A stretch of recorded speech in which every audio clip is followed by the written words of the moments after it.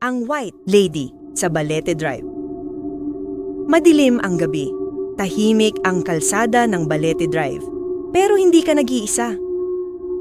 Ayon sa mga kwento, maraming taxi driver ang nakaranas ng kakaiba sa lugar na ito. Isang gabi, may isang driver na bumiyahe pa uwi. Pagdaan niya sa Balete Drive, may nakita siyang babaeng nakatayo sa gilid ng kalsada. Nakaputi, mahaba ang buhok, at tila naliligaw. Naawa ang driver, kaya pinasakay niya ito. Tahimik lang ang babae sa buong biyahe. Walang imik, walang galaw. Maya-maya, tinanong ng driver, "Ma'am, saan po kayo bababa?" Walang sagot. Kinabahan siya, kaya sinilip niya ang rearview mirror. At doon niya nakita, wala nang tao sa likod. Bigla siyang napahinto, nanlamig ang buong katawan niya.